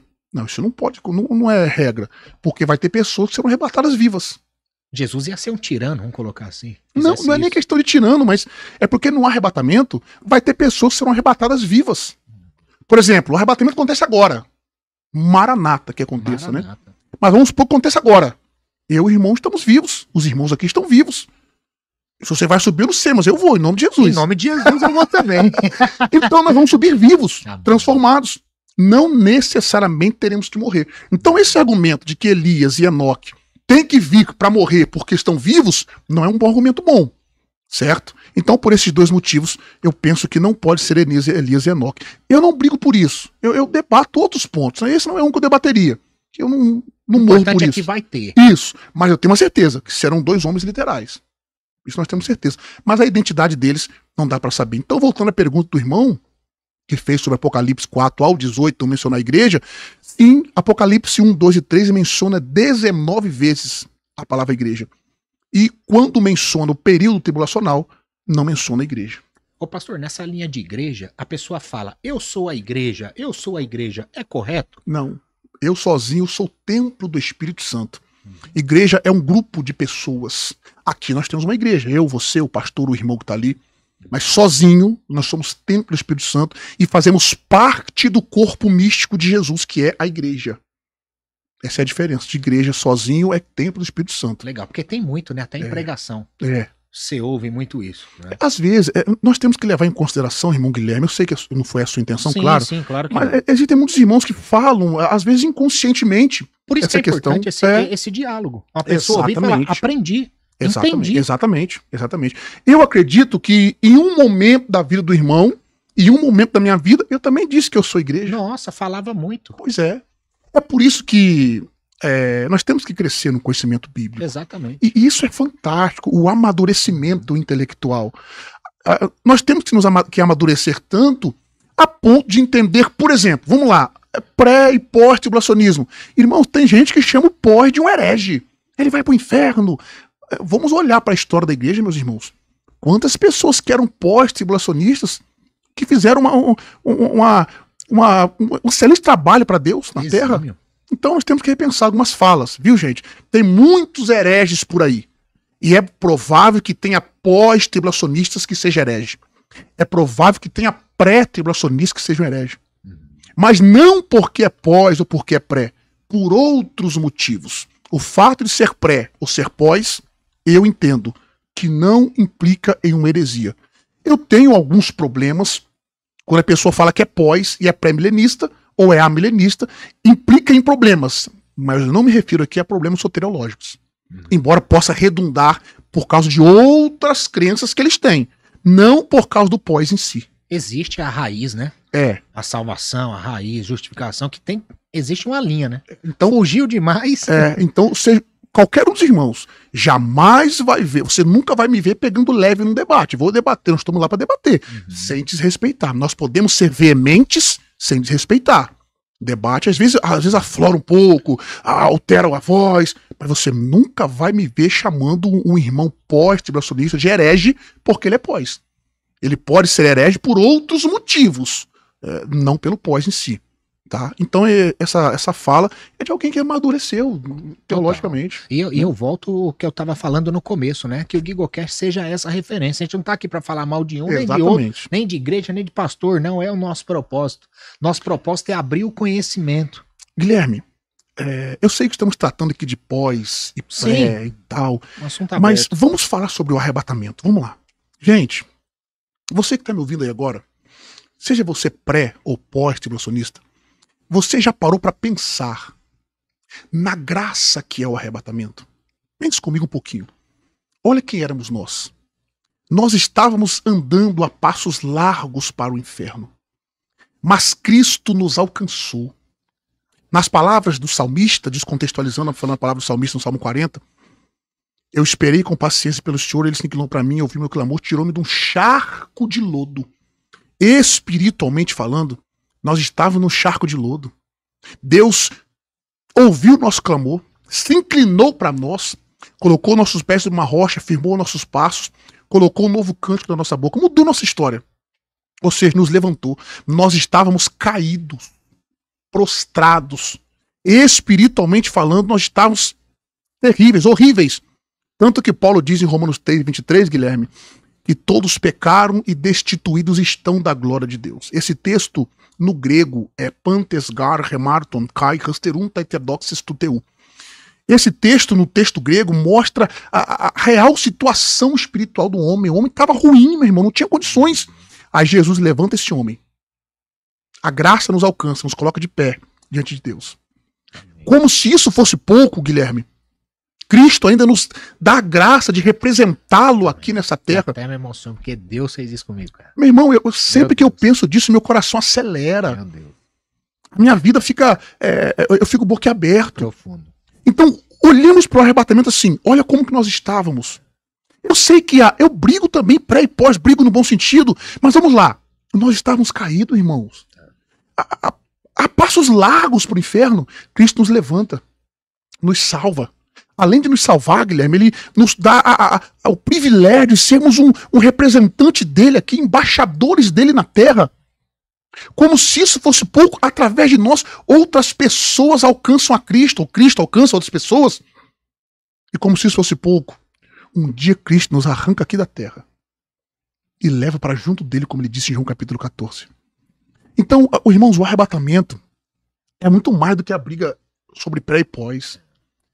Que adianta eu brigar? Eu tenho livros sobre escatologia, eu dou aula sobre escatologia todos os anos, todos os meses. Eu tenho 3 seminários nos últimos meses agora que eu dei, tem mais um aqui em São Paulo mês que vem. Mas o que adianta eu falar disso tudo e o arrebatamento acontecer e eu ficar, meu irmão? As pessoas que viram minhas pregações, meus debates, imagina, olhando para você ou para mim e falando, esse irmão falou de arrebatamento, o arrebatamento aconteceu, ele ficou, e etc. Então é muito mais do que brigar para ir pós. É ter convicção. Se acontecer agora o arrebatamento, tu tá pronto. Pense nisso. A vida é uma viagem. Que viagem que você tá fazendo? Que semente você tá jogando nela? Exatamente. Como que tá essa vida? Como que tá essa caminhada? Né? Esses dias eu fui num sepultamento de uma tia minha, tem uns 3 dias agora, e eu fiquei pensando sobre isso. Olha só, quando eu estiver aqui, como que vai ser? O que eu deixei, o que eu plantei? Porque se a gente planta a verdadeira semente, pastor, esse fruto não tem fim. Ele não se acaba, porque Jesus é eterno. Meu Deus. E se eu não vivo mais e ele vive em mim, e eu continuar jogando essa semente que é dele, que ele já jogou lá atrás, que ele jogou há tantos 1000 anos atrás, e eu colhi esse fruto e ele mora em mim, e eu continuar jogando essa semente, nunca mais vai deixar de ter, vai acabar o fruto, sempre vai ter. Verdade. E é isso que a gente tem que fazer, irmãos. Às vezes vem uma doença do nada, e você fala, o que eu tava fazendo? Às vezes acontece de você estar querendo buscar tanta riqueza, você tá lá num caixão, que adiantou? Meu Deus, verdade. Isso é profundo demais. Profundo demais. Então é muito mais do que discutir sobre isso, né, Varão? E eu não estou com isso dizendo que não é importante a discussão. Não estou com isso dizendo importante. Que... Muito importante. Total, muito importante. Total. Mas muito mais do que brigar sobre isso estejamos prontos. Estejamos prontos. E entendamos que a graça de Deus nos alcançou, meu irmão. A graça de Cristo nos alcançou. Ô pastor, hoje na sua visão, como um pastor, um teólogo, um professor, um mestre hoje, como mediante a tanto pecado, tantas coisas que acontecem no nosso mundo, tanta tribulação, tanta dor, a gente pode estar pronto, com tanta decepção. Tá pronto para salvação? Para salvação, com tanta raiva, com tanto desgosto, com tanta traição, mesmo em Cristo, estou em Cristo, eu creio, eu leio, eu medito, eu oro, eu me arrependo, mas está pronto. Como é estar pronto? É isso que nos faz entender a cada dia, irmão Guilherme, que a salvação nunca foi pelo que nós fizemos ou estamos fazendo. A salvação sempre foi, é e sempre será por graça. É lógico que a graça, quando ela nos alcança, ela nos transforma. Ela nos dá o entendimento de que nós precisamos mudar. E aqui mora a maravilha da graça. Quando ela nos alcança, transforma o nosso entendimento. E a gente olha para essa situação, como o irmão está dizendo aí, e a gente às vezes fica triste, fica irado, fica chateado. Mas entendemos que nós não somos mais aquele Guilherme do passado, aquele Átila do passado, e que a graça nos alcançou. Então esses fatos mostram mais uma vez, categoricamente, que a salvação nunca foi pelo que eu fiz, mas pelo que ele fez por mim. E eu recebi pela fé. Amém. Isso é graça. Não tem outra expressão. É graça. Olha o que Paulo fala aos romanos. Achei necessário esse... Olha o que Paulo fala aos romanos no capítulo 11. Depois de falar no capítulo 9 sobre o passado de Israel, tudo que Israel tinha experimentado com Deus no passado, depois de falar no capítulo 10 de Romanos sobre o presente de Israel, como Israel está cortado, está afastado, depois que ele entende o capítulo 11, que mesmo Israel recebendo todos os privilégios no capítulo 9, acortado no capítulo 10, Paulo percebe o futuro glorioso daquele povo. Paulo compreende que isso é graça. Olha as falas dele no capítulo 11, versos 33 em diante. Ó profundidade das riquezas, tanto da sabedoria quanto do conhecimento de Deus. Porque quem compreendeu a mente do Senhor? Ou quem foi o seu conselheiro? Ou quem deu primeiramente a ele para que ele seja recompensado? Porque dele, por ele e para ele são todas as coisas. Aleluia! É graça, meu irmão. É graça, não tem outra explicação. Glória a Deus. Glória a Deus. Glória a Deus. Glória a Deus. Agora eu vou fazer a pergunta do Fagner Fernandes. Pronto. Pessoal, você que tá aqui nos assistindo, você já compartilhou? Compartilha pra pessoa que você brigou. Libera o perdão hoje. Se você tá ouvindo sobre um assunto bíblico, sobre Bíblia, sobre aquele que nos salvou, que se tornou o verbo que se fez carne e sangue, que morreu na cruz, que derramou o sangue lá no Calvário por você, e você querer buscar um conhecimento que é sobre a palavra, estando brigadinho com alguém, já libera esse perdão hoje. Ah, mas ele não vai entender. Faça a sua parte. Não é sobre outro, é sobre você, é sobre Cristo. Então faça a sua parte, compartilha, deixa seu like, se inscreve no canal, ativa o sininho para honra e glória de Jesus. O Fagner deve estar com raiva. Ele não faz a pergunta. Só diga de passagem, varão, Fagner Fernandes é meu amigo. Glória a Pastor Deus. Fagner Fernando, lá do Amazonas, de Manacapuru do Amazonas. Deixa eu mandar um abraço pro seu amigo. Fagner Fernandes, meu amigo, um grande fraterno abraço. Já oramos muito juntos, Guilherme. Embora ele foi meu aluno de hebraico, meu aluno de grego, meu aluno de teologia.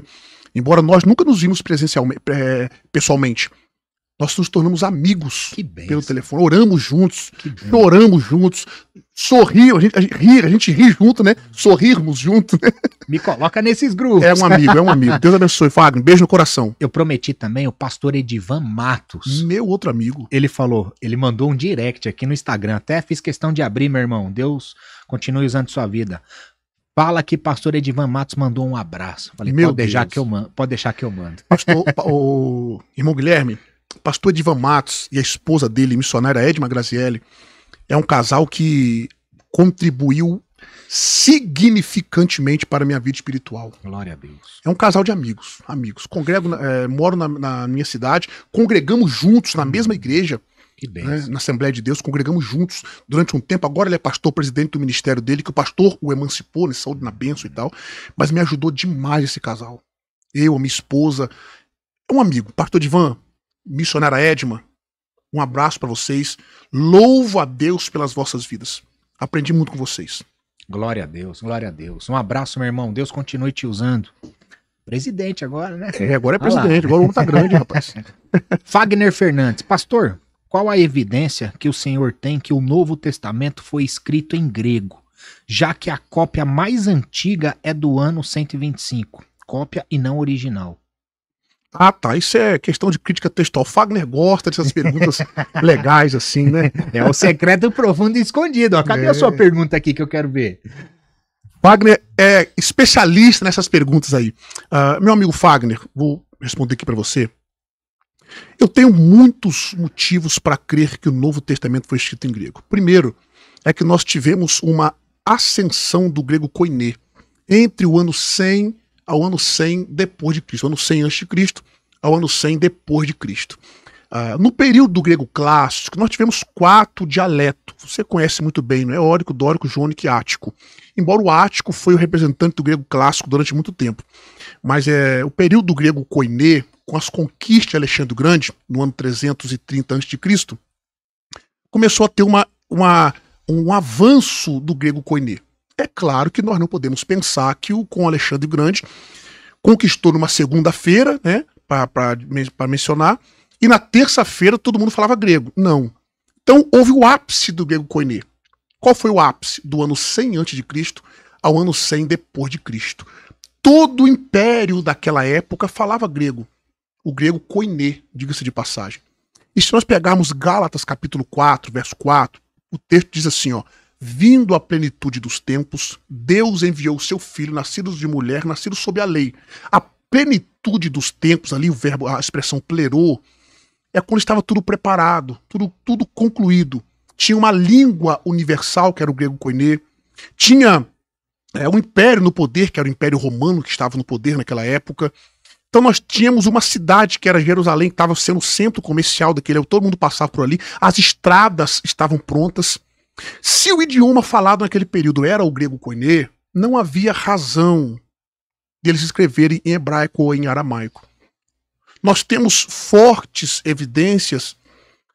O irmão disse, por exemplo, que nós temos a cópia mais antiga, que é do ano 125, que é em grego. Se isso fosse um problema, nós teríamos outro problema.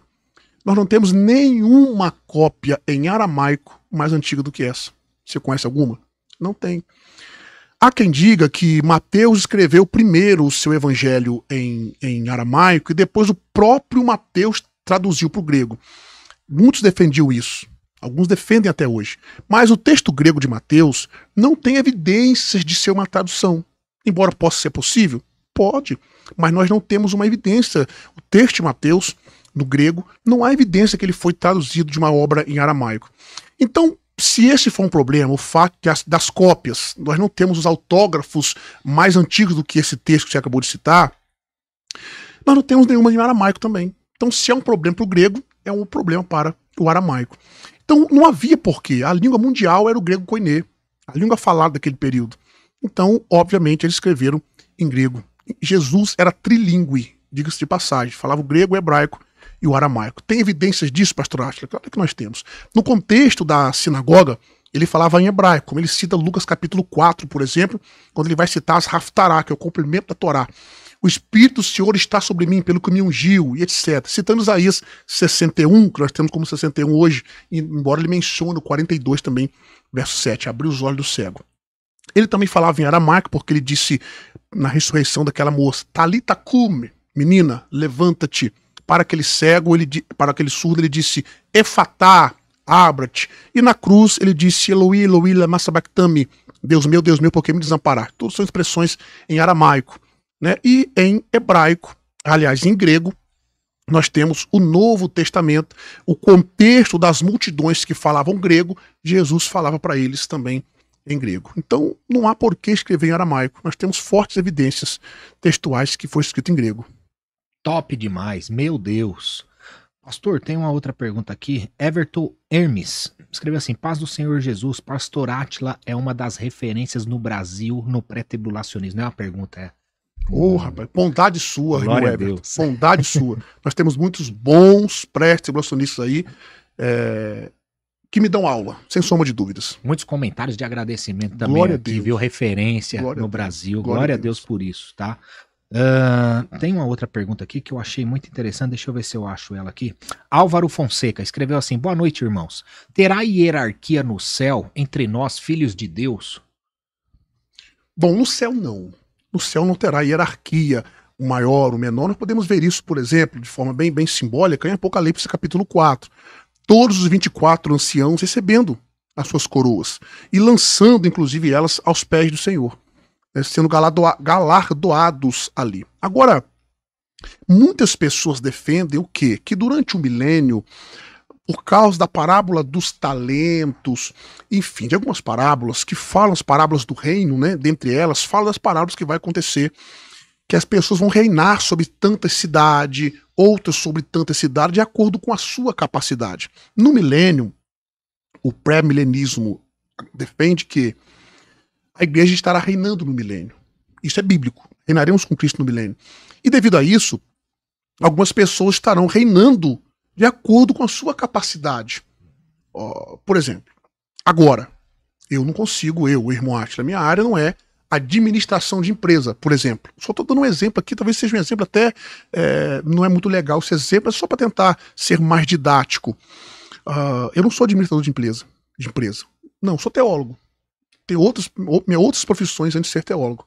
Então, se você falar assim, administra a minha empresa para mim, eu não tenho essa capacidade. Então, eu não conseguiria administrar a sua empresa, porque é de acordo com a minha capacidade, a menos que eu aprendesse por um tempo e etc. Então, no milênio, de acordo com a capacidade de cada um, a pessoa irá receber o fato deles reinar no milênio sobre determinada cidade, estado, país, enfim. Essa é uma explicação usada por muitos pré-milenistas que são dispensacionalistas clássicos, por exemplo. Tá? Então, no céu não, irmão Álvaro, né? No céu não terá essa hierarquia. Para os crentes, não, tá? Maravilha. Tem a Cláudia Adão, escreveu se o pastor Átila já participou de debates no programa Vejam Só. Muitos, já participei de muitos. Muito. Olha, tem debates meus no Vejam Só sobre pré e pós-tribulacionista com o pastor Carlos Augusto Vailate. Não sei se eu posso falar o nome dele aqui, mas é coisa boa, acho claro. que pode, né? Pastor Carlos Augusto Vailate, debati com ele pré e pós lá. Foi um debate maravilhoso, que eu tenho um respeito muito grande por ele, pelo pastor Vailate, um mestre, né? Obviamente. Foi um debate bem ferrenho, mas foi muito respeitoso. Debati 4 vezes lá com o unicista, no Vejam Só. Debati com um pastor assembleano também que não crê na divindade, que não crê que Cristo era plenamente homem, plenamente Deus. Debati pastor, não me lembro agora o nome dele correto, tem lá esses debates. Debati também no Vejam Só com o meu amigo pastor Igor, sobre pré e pós também, grande abraço, pastor Igor, nos tornamos amigos. Gente boa demais. E também deu uma entrevista lá sobre o cristão, a liderança e a pós-modernidade. Eu dou um seminário sobre liderança, Guilherme. Liderança e pós-modernidade.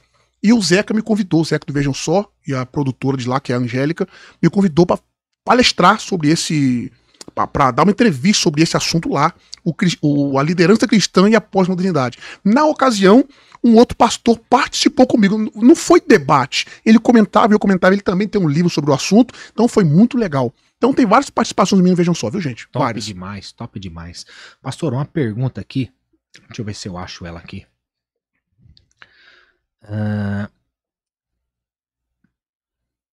O pré-tribulacionismo surgiu de fato somente no século XIX com John Nelson? John Nelson Darby. John Nelson Darby? Bom, gente... Ou já era crido antes, né? Obviamente, já era crido antes.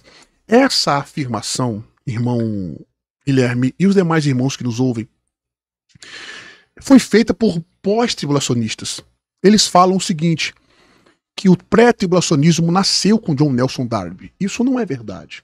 Muito antes, o argumento deles é o seguinte, o pré-tribulacionismo é oriundo de um sonho de Margaret MacDonald. Ela sonhou e Darby sistematizou o seu ensino através de Margaret MacDonald. Em primeiro lugar, gente, o sonho de Margaret MacDonald foi 2 anos depois que Darby já tinha sistematizado os seus ensinos. Ela sonhou em 1832 e Darby organizou em 1830. Em segundo lugar, se eu pegar ali, eu não vou nem abrir o tablet agora, se eu pegar ali e ler o sonho de Margaret MacDonald, o sonho dela não tem nada a ver com pré-tribulacionismo. Aparentemente, ela era pós-tribulacionista. Você sabia que Margaret MacDonald nunca foi pré-tribulacionista? Ela era pós-tribulacionista? Ou ela cria em uma espécie de um arrebatamento parcial? Para ela, os santos iam passar pela grande tribulação. E quem é que pensa que os santos vão passar pela grande tribulação? Os pós. Então você, pós-tribulacionista, que acusa os pré-tribulacionistas de, primeiro, ser um pensamento novo, você precisa estudar, sentar e estudar o assunto. Não dá ouvido para essas questões. Quem suscitou isso aí foi MacPherson. MacPherson, ele levantou alguns espantalhos contra o pré, e dentre uns espantalhos, esse foi um deles. Mas ele não conseguiu fundamentar as suas afirmações. Nós temos muitos bons livros. Aliás, eu posso até indicar aqui, irmãos. Eu tenho um amigo, eu quero até mandar um abração para ele aqui, pastor Ivan Santos, um grande escatólogo, um grande professor de teologia, um amigo. Deus abençoe, irmão, pastor Ivan Santos. Inclusive, ó, Ivan, vou fazer uma propaganda para você aqui no seu curso, tá? Depois você me dá o dízimo aí, hein? Ele lançou um curso de escatologia agora, semana passada, ou retrasada. Escatologia avançada, ele trata sobre isso. Gente, você precisa adquirir o curso do Ivan Santos, tá? E ele é tradutor. Ele traduz para a editora Carisma, ele traduz do inglês para o português. Vários livros, John Walvoord, O Arrebatamento, Dispensacionalismo antes de Darby, a editora Carisma, e vários que o Ivan ele traduz para o português. Então você precisa estudar esses assuntos para você não dar ouvido àquilo que os pós-tribulacionistas falam, tá? Em segundo lugar, aliás, em terceiro lugar, então, ó, Margaret MacDonald não era pré, John Nelson Darby não sistematizou o pré-tribulacionismo através dela. Nós já tínhamos pré-tribulacionistas muito antes de John Nelson Darby, tá? No decorrer da história, nós temos pré-tribulacionistas, outros sim. A igreja primitiva, os maiores representantes da igreja primitiva, acreditavam numa espécie de intratribulacionismo. Para eles, a igreja já estava vivendo o período tribulacional. Por isso que eles criam no arrebatamento iminente. Ó, você que é pós, por exemplo, ó, vamos ser sensatos. Vamos ser sensatos. Sensatos, equilibrados e respeitosos. Vamos supor que vocês estivessem certo, que vocês não estão. Ah, o pré-tribulacionismo é novo. Então, porque é novo, eu não posso crer. Você que é pós-tribulacionista, por exemplo, que crê que vai ter uma tribulação futura, aliás, você que é pós-tribulacionista, que crê que vai ter uma tribulação futura de 7 anos, o seu pós-tribulacionismo é mais novo do que o prédio de Nelson Darby. Guilherme, nós temos 4 tipos de pós-tribulacionismo, pelo menos. Clássico, semiclássico, dispensacionalista e futurista. Os pré-tribulacionistas, aliás, os pós-tribulacionistas clássicos acreditavam, por exemplo, na doutrina da iminência. Você é pós hoje e fala que acredita no pós por causa da história da igreja, mas você não crê na doutrina da iminência. Então você não pode dizer que você é pós como eram os pais da igreja, tá bom? Aí o revisar, o clássico, o pós-tribulacionismo clássico, depois veio o semiclássico, que tentou corrigir, não, eles estavam errados, eles não acreditavam que nós estávamos na grande tribulação. Vamos revisar isso aqui, então som semiclássico. Depois veio o pós-tribulacionismo dispensacionalista. E por último, o futurista, que um dos seus maiores representantes é George Led. Isso surgiu bem depois do pré-tribulacionismo. Então procure se informar a respeito. Quando você criar, reproduzir essas falas, você precisa estar consciente que você não está falando a verdade. Então o pré-tribulacionismo não é uma doutrina nova. Ainda que fosse, tem pós muito mais novo. A essa informação, irmão Guilherme, eu acrescento o seguinte: se o problema é ser novo, então nós temos muitas doutrinas na história da igreja que foram sistematizadas depois. Quer ver um exemplo disso? O sacerdócio universal de todos os crentes é do contexto da Reforma Protestante. A justificação pela fé é no contexto da Reforma Protestante, e etc, e etc. Então esse argumento não é verdade, em primeiro lugar, não é verdadeiro, e ele é anacrônico. Nós precisamos ser honestos nessas informações. Maravilha. Tem uma pergunta aqui do Luciano Portioli. Na verdade tem 2, eu vou escolher uma dele aqui. Pastor Átila, boa noite, paz do Senhor. Poderia falar uma visão do arrebatamento pré-ira? Arrebatamento pré-ira. Hoje nós temos 3 principais correntes de interpretação sobre o arrebatamento: pré, mid e pós. Tribulacionista, né? Mas ainda existem 2, que é o pré-ira e o parcial.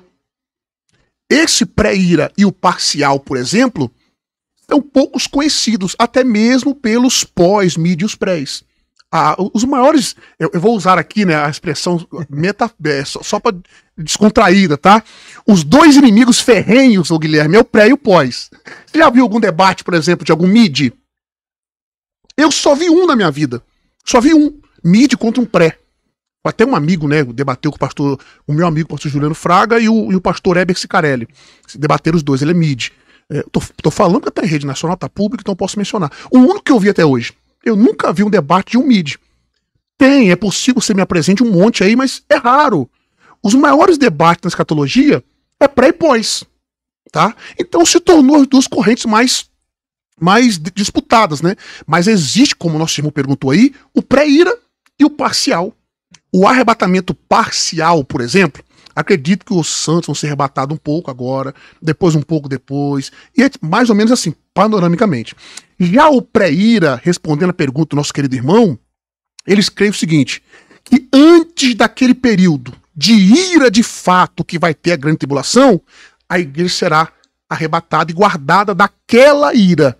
Esse é o arrebatamento pré-ira, obviamente, de forma bem panorâmica a explicação, para não ser prolixo. Entendi. E pastor, dentro dessas, é porque são tantas interpretações, como não cair em falsas interpretações? Fazendo aquilo que Paulo disse, né? Para que nós não sejamos levados por ventos de doutrinas. 2 Timóteo, capítulo 2, verso 15, ou 1 2,15, ele diz: procura apresentar-te a Deus aprovado, como obreiro que não tem do que se envergonhar, e que maneja bem a palavra da verdade. Para o mesmo Timóteo, ele disse no capítulo 4 da primeira epístola, verso 15, medita essas coisas, Ocupa-te nelas, para que o teu aproveitamento seja manifesto a todos. O cristão precisa examinar. E para citar o que Jesus disse, que é o maior ensinador de toda a história, foi o nosso Cristo, Mateus 22, 29, erreis por não se relacionar bem. Por que eu digo se relacionar bem? Porque a palavra conhecer que Cristo cita ali é isso. Erreis ou errais por não conhecer as Escrituras e nem o poder de Deus. Conhecer ali é gnosco, familiarizar, estar se relacionando. Então, como nós não caímos em falácias? Conhecendo a Bíblia Sagrada, lendo a Bíblia Sagrada. E claro, gente, nós não podemos nos ausentar disso. Faça um curso teológico sério, responsável, para que você possa aprender algumas regras de interpretação. Se você não souber algumas regras de interpretação, você vai correr o risco de descontextualizar um versículo. Eu vou dar um exemplo aqui, pastor. Irmão, eu estou consagrando ser pastor já, tá vendo? Glória a Deus, estou recebendo. Irmão Guilherme, vou dar um exemplo aqui. Eu faço muito isso com os meus alunos, na aula de hermenêutica, exegese. Texto descontextualizado. Aliás, diga-se de passagem que texto fora de contexto vira pretexto para heresia. Vamos lá, deixa eu te perguntar, isso aqui não é pegadinha não. É porque talvez tu vai responder do mesmo jeito que eu. Quem morre em Cristo tá salvo? Sim. Eu também penso que sim. Se nós morrermos agora em Cristo, estamos salvos, sim ou não? Sim. Agora abra sua Bíblia comigo.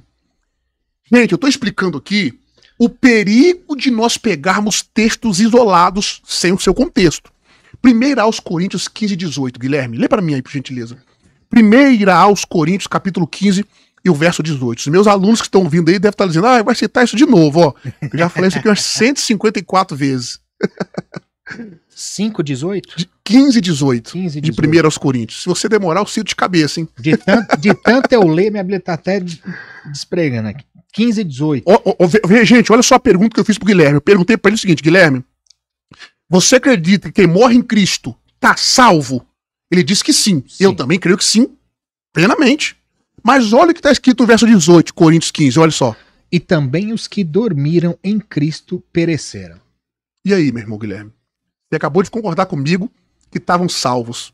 Mas Paulo disse que eles pereceram. E aí? Eu repasso. E aí, pastor? E aí? Explica. O que é que nós vamos fazer com esse versículo, gente? Interpretá-lo à luz de seu contexto. Contexto, né? Contexto. Vamos usar o contexto imediato. 2 versículos antes. Lê para mim, Guilherme, versículos 16 e 17. Porque se os mortos não ressuscitam, então Cristo não ressuscitou. E, se Cristo não ressuscitou, a vossa fé é vã, e ainda estáis nos vossos pecados. Aí ele vai pro verso 18. E também, conjunção aditiva. Os que dormiram em Cristo pereceram. Aí, tá vendo? Lógico. Tá vendo como você tá dizendo? Paulo tá fazendo uma afirmação, mas não é isso que ele tá dizendo. Isso é uma regra de interpretação. Contexto imediato. Aí existem vários contextos, imediato, remoto, gramatical, histórico, etc. A pessoa cultural. lê sem contexto e fala, não vou seguir Cristo, não vai adiantar nada. Tá vendo? Aí vamos supor que eu quisesse criar uma heresia. Gente, olha, não siga Cristo não, porque se morrer com Cristo tá perdido. Paulo que disse. Então, por isso que eu digo, além de você ler a Bíblia, que é o principal, leia a Bíblia e leia muito. Mas se inscreva em um curso teológico. Ou estude com alguém que vai te ensinar. Aliás, o Espírito Santo deu dons, dentre eles, dons de mestre. E teologia não esfria a fé, não, viu? Não, ela não esfria o crente, ela apaga o falso fogo, como eu já disse, né? Exatamente. Então, como não cair em falácias? Lendo a Bíblia e se capacitando. Sirva melhor ao reino de Deus, buscando capacitação. Glória a Deus. Meus irmãos, a gente tá chegando no fim aqui. Tá? Vou fazer mais algumas perguntinhas aqui, mas a gente já tá chegando no fim. Deixa seu like, compartilha com mais pessoas. Se inscreve no canal, é para honra e glória de Deus. Eu tenho certeza que teve muita coisa valiosa aqui que vai ser disseminada nessa nação, viu, pastor? Glória a Deus. Para honra e glória de Jesus. Pastor, agora fugindo um pouquinho desses assuntos. Vamos lá. A gente pode abordar algumas outras perguntinhas. Agora o pessoal vai parar de ficar me colocando no estreito aí com essas perguntas, né? Tem uma passagem que a Bíblia diz, onde tem 2 ou mais, ali eu estarei. Mateus capítulo 18, vamos ao texto. Mas, por que eu tô fazendo isso? Porque a gente tá falando de contexto e interpretação, né? Mateus capítulo 18. Vê o verso 3.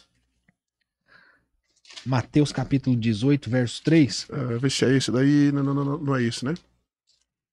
Deixa eu pegar aqui. Onde houver 2 ou 3 reunidos em meu nome, Mateus 18, verso 3. ali estarei eu. É isso? Na verdade, eu vos digo que se não vos converteres e não vos tornares criancinhas, Não é tal. esse texto. Tá, Eu não sei de cabeça. Mas enfim, eu acredito que quem é cristão sabe dessa passagem, conhece, é bíblico. Não é dessa forma, né? Não, porque quer dizer então que se eu orar sozinho, Cristo não tá lá? Vamos lá, vamos pegar o contexto desse versículo. Fugiu da memória agora o capítulo, o versículo, achei que foi 18:3 de Mateus, mas vamos encontrar isso. Se alguém lembrar aí, irmão, no grupo, na participação, lembre o texto que está. O contexto ali é de testemunha. O contexto ali é alguém que foi aconselhado, que estava no pecado, etc. Alguém vai testemunhar. Então não é o contexto de dizer, não, Jesus só está presente se houver 2 ou 3 testemunhas. 18:20. 18:20, isso, não é 18:3. Porque onde estiverem 2 ou 3 reunidos em meu nome, ali eu estou no meio deles. É isso, muito obrigado. Eu falei 18:3, mas é 18:20. Agora, olha o contexto desse versículo. Olha, por exemplo, o contexto dele. O contexto está falando de alguém que está sendo admoestado por outra pessoa. Então ali é concordância nessa reunião. Isso não pode ser aplicado em qual sentido? Jesus só está onde eu tiver 2 ou 3. A partir do 18 fala. É a partir do 18. Olha o contexto que está no partir do 18. Na verdade, eu vos digo, tudo que ligardes na terra será ligado no céu, e tudo que desligardes na terra será desligado no céu. Ainda eu vos digo que se 2 de vós concordarem na terra acerca de qualquer coisa que pedirem, isso lhe será feito por meu Pai que está no céu. Aí entra o 20. Agora, se nós lermos o verso 15 em diante, é o contexto imediato dessa afirmativa de Jesus. Olhe lá. Quer que eu leia, pastor? Isso. Além disso, se teu irmão pecar contra ti, vai e diz-lhe a sua culpa entre ti e ele somente. Se ele te ouvir, ganhaste a teu irmão.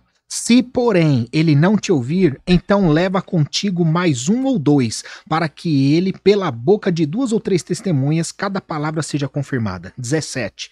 E, se ele recusar ouvi-los, dize à igreja, mas se recusar ouvir a igreja, seja ele para ti como homem gentil e um publicano. Aí ele vai pro 18. Que ligares na terra será ligado no céu. E aqui nós temos um verbo aqui subjuntivo importante.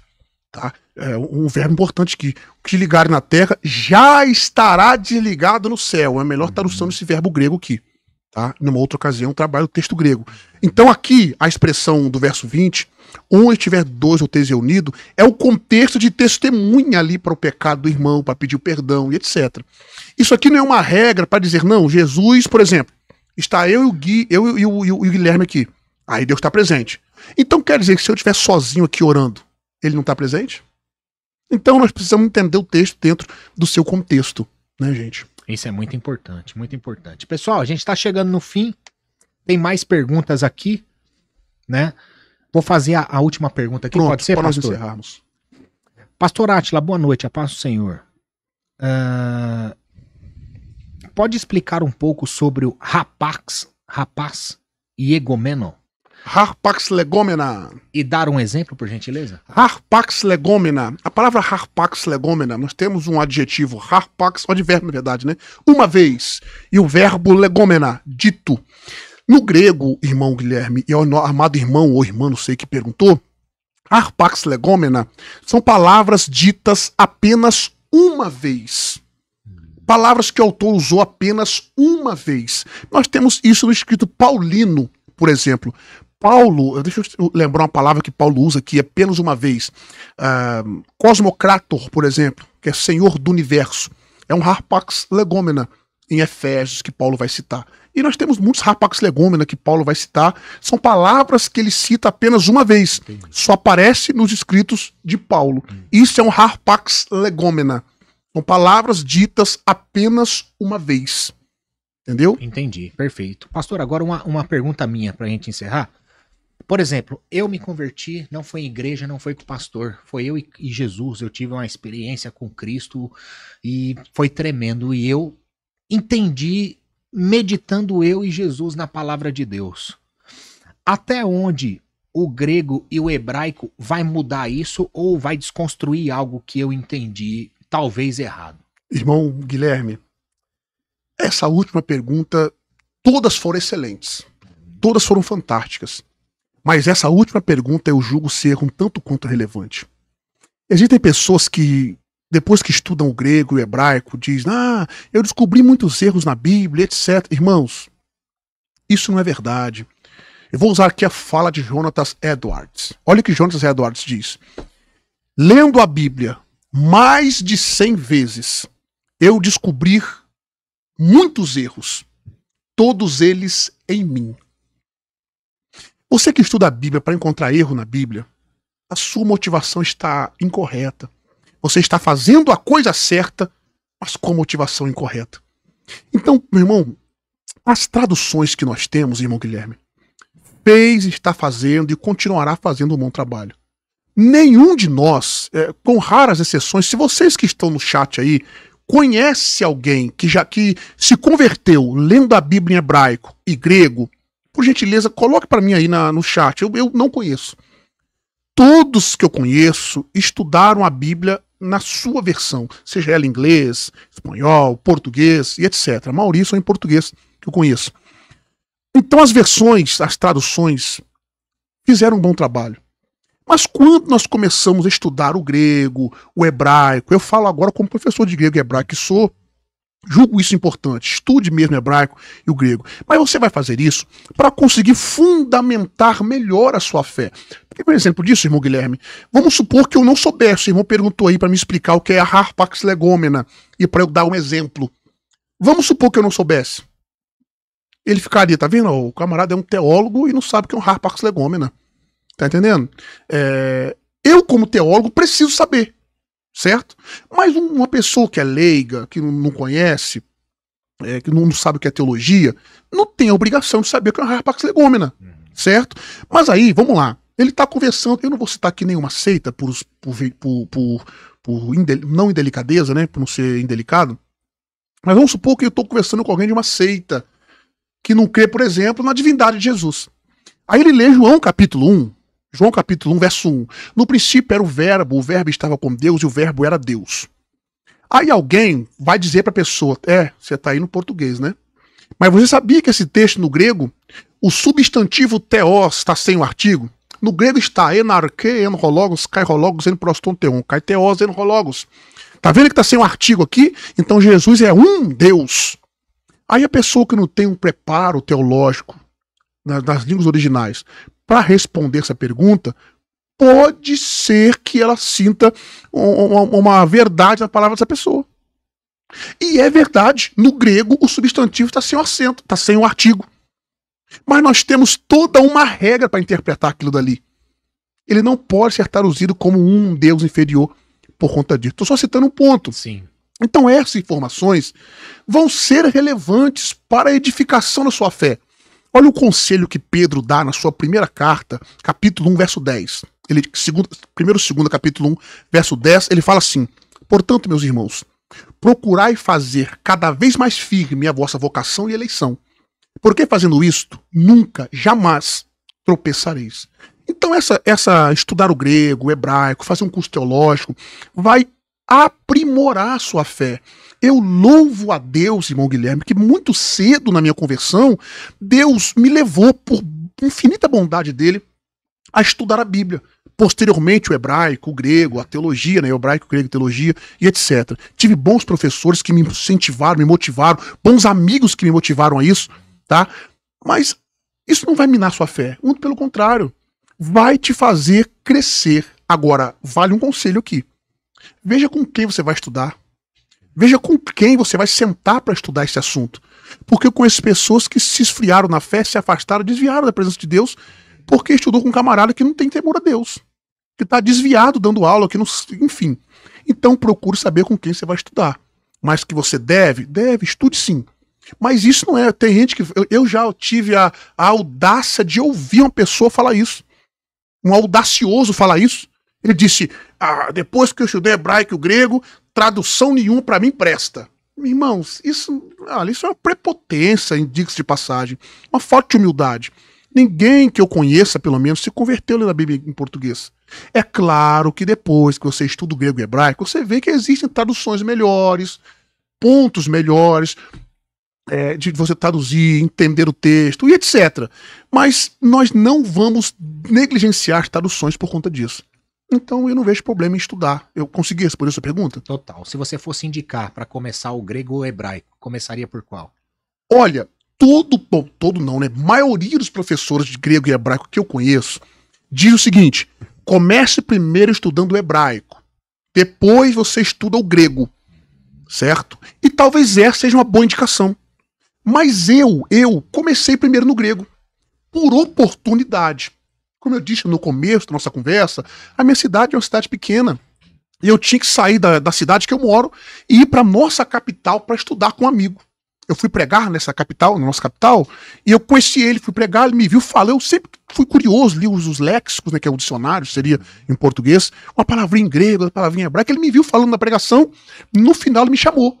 Eu vi que você falou um negócio de grego, de hebraico, ali você estuda, eu falei, pô, meu sonho, mas eu não tenho oportunidade. Ele falou, não, eu dou aula aqui todo sábado, de 8 da manhã às 6 da tarde, às 16 horas, que é 4 da tarde. Falei, rapaz, vem cá fazer com a gente. Aí eu saía da minha cidade, quase 200 quilômetros, e ia lá de moto, às vezes de madrugada, já fui de ônibus, enfim. Todo sábado pra estar com ele. E aí ele dava aula de grego. Então eu fiz o grego primeiro, por oportunidade. Aí depois, um grande amigo também que dá aula de hebraico, fui fazer hebraico com ele, da mesma forma, saí da nossa cidade, ia para a capital, enfim. Então eu comecei no grego por opção, por falta de opção, né? Oportunidade. E eu entendi, me dei bem. Hoje eu consigo dar aula de hebraico e de grego. Não vejo problema nenhum das duas. Consigo dar aula dos dois. Mas se eu pudesse dar um conselho, eu diria o seguinte: não perca a oportunidade. Teve a oportunidade de fazer o hebraico? Mergulhe. Teve a oportunidade de fazer o grego primeiro? Mergulhe. Mas se você puder escolher, você não peca. Se fazer o grego, não peca. Se fizer o hebraico, não peca. Glória a Deus. Glória a Deus. Deus abençoe. Meus irmãos, deixa seu like, compartilha, se inscreve no canal. Eu agradeço a Deus, ao Senhor Jesus Cristo por esse momento. Glória Pastor, agradeço. Pastor de verdade mesmo, de coração, por estar aqui. Eu creio que vai ter mais vezes como essa, se Deus nos permitir. Assim eu creio. Mas antes da gente finalizar, eu gostaria que você deixasse uma mensagem para essa nação brasileira, em nome de Jesus. Glória a Deus. Bom, primeiramente, eu que agradeço pelo convite, irmão Guilherme. Amém. Foi um prazer conhecê-lo pessoalmente. Já conversávamos pelas redes sociais, né? Acompanho, como já disse, o seu trabalho. E conhecê-lo aqui, ver essa simpatia em pessoa, essa motivação correta que mostrar, essa vontade de glorificar a Deus, enfim. Glória a Deus. É um privilégio conhecê-lo pessoalmente e poder, de alguma forma, edificar a vida dos irmãos aqui através da palavra de Deus. Deus abençoe sua vida e todos os que te acompanham aqui, seguidores, que estão aqui sendo edificados por esse trabalho, não só o de hoje, mas de todos que já aconteceram e que irão acontecer. Em nome de Jesus. Para a nação brasileira, busque a Jesus. A única saída para a nação brasileira não está na mão de nenhuma outra pessoa, a não ser Cristo. A esperança para o Brasil é o Senhor. Brasil, volte-se para Jesus. Governantes, se rendam aos pés de Jesus. Reconheça que sem Jesus não há mais nada. Cristo não é tudo que nós precisamos apenas. Cristo é a única coisa que nós temos. Então a mensagem que eu deixo para o Brasil é Isaías capítulo 55. Buscai ao Senhor enquanto se pode achar. Invocai-o enquanto está perto. Deixe o ímpio seu caminho e se converta ao Senhor.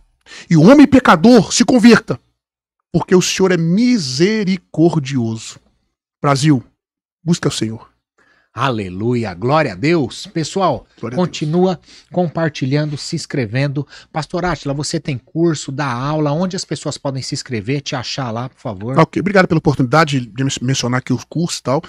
Eu tenho meu Instagram, quem quiser me seguir aí, PR Átila Ribeiro OFC, não é UFC de luta, mas Olha. OFC de oficial, tá? PR Átila Ribeiro UFC. Lá também tem o Instagram do meu curso. Falei até bonito, né? Instagram, ó. Tem o Instagram do meu Instituto Teológico, Instituto Teológico Dunamis, viu? Você vai ver lá o perfil da secretária mais linda do Brasil, que é a irmã Letícia, ela que governa lá o nosso curso. Eu sou funcionário dela, varão. Quem manda é ela. Tem vários cursos, pastor? Eu tenho curso de teologia, grego bíblico, hebraico bíblico, curso de teologia que eu ministro e também de línguas bíblicas, é tanto presencial quanto online. Boa. Você vai entrar no nosso perfil, vai ver lá os contatos, tá? No Instagram do curso, Instituto Teológico Dunamis, você vai ver lá, eu como diretor acadêmico. E nós temos o curso de teologia online, você pode estudar no conforto da sua casa, viu? As aulas são ao vivo ali comigo, diretamente comigo. Posteriormente você vai estudar com alguns alunos meus também algumas matérias, mas a maioria das matérias eu que leciono ao vivo, e as aulas ficam gravadas para você estudar posteriormente, revisá-las, material didático enviado para você e etc. Então, aula ao vivo de teologia online e presencial, você que não mora no Espírito Santo, fazer online. E temos o curso de grego bíblico e hebraico bíblico também online e presencial para você, da mesma forma, aulas gravadas, material didático e etc. Tudo isso por um preço acessível. Entre em contato conosco, posso deixar o telefone? Pode, claro. Telefone do nosso Instituto Teológico. DDD é 28, porque eu sou do Espírito Santo, não sou daqui de São Paulo. DDD 28 999 71 9221. Você vai entrar em contato para estudar teologia. Meu telefone para convites, agendas, palestras, ministrações e etc. 28 999 49 2379. Esse é o meu contato para agendas e convites. Glória a Deus. E pregação sua tem no YouTube, pastor, na sua página? Eu tenho um canal no YouTube também, Átila Ribeiro Oficial, tem várias pregações minhas lá, estudos, debates e etc. Glória a Deus. Pastor, obrigado mais uma vez. Amém. Deus continue abençoando muito sua vida. Amém. De verdade, muito mesmo. Continue te elevando.